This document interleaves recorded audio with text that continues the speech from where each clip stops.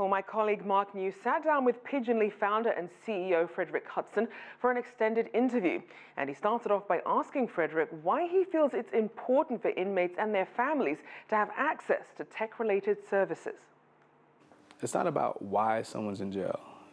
I just like to stick to the facts. The facts are that 98% of the people in prison do not have life sentences, which means they're going to be released. So the real question everyone should be asking themselves is, what type of person do I want to release? And that's what's important, right? So do I want to release someone who has the family ties and the social structure that's necessary for them to be successful and not reoffend and get back in trouble? That's a burden for all of us, whether you're in jail or not. Or do I want to continue to let this broken system and then have this revolving door and you have people coming in and out, which then affects not us all on a financial level from a tax perspective, but even just from a safety perspective, right? So the whole point that prison should be more around rehabilitation than just this, this housing apparatus that it's become. So yeah, that's my view on it, because at the end of the day, there's people getting out. So, if you break the law, you should be punished. But at the end of the day, there should be an element of rehabilitation so that you can be a positive contributor to society once you paid your debt to society.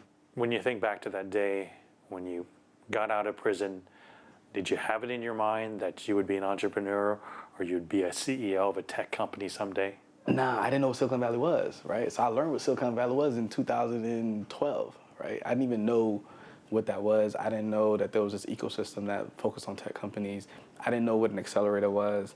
I learned all that, and and I just learned. I think a trait of an entrepreneur is that you have to learn at an extremely high rate, and you have to learn very quickly, and you have to be able to take information in, understand it, disseminate it, and then leverage the information that you just learned as quickly as possible. And that's just what I did. So a lot of when I look back, what I see is how much I didn't know even a year ago or 2 years ago or 3 years ago, and that you just had to learn.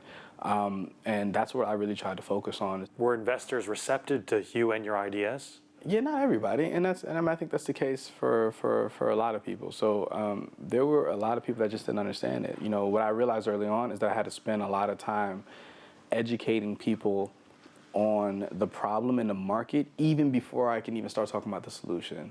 And it's just because it was so foreign, it was so different than what they've been pitched and what they've been experienced. Because most investors that you talk to, it's very hard to pitch them something they've never heard before.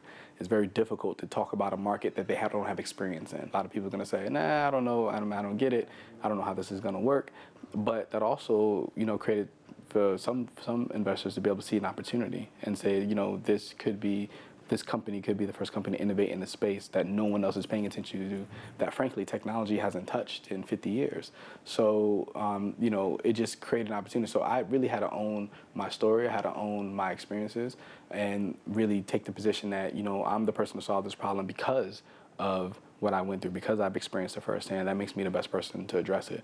And it wasn't until I really got comfortable with that I was able to talk at a level of confidence with people, and I was okay with people didn't understand or people didn't get it, because my goal was to be able to rule out people who didn't understand as quickly as possible, because fundraising is extremely time consuming. It can take a lot of time, and it can take your focus off the business and building the business. So we ended up raising a little over $5 million since we've started, and we have a lot of great investors. We have Mitch Kapoor, which is, he's huge in the investing space.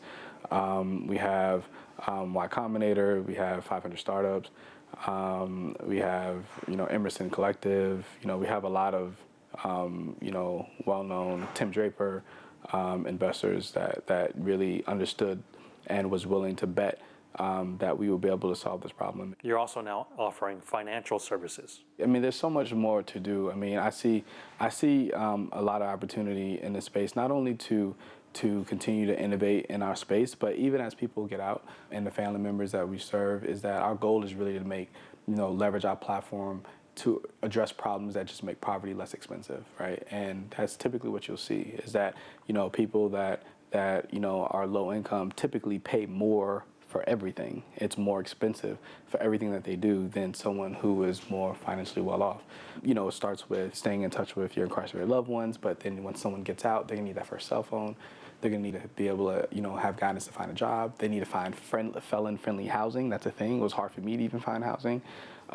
Even with well-known VCs and even with all the backing that we had, it was difficult for me to even rent an apartment. So things like that, people are going to need help navigating those things. So there's a host of services that, be supportive once they're in and get them through. And then there's a host of services and products and problems that can be addressed once they're released as well.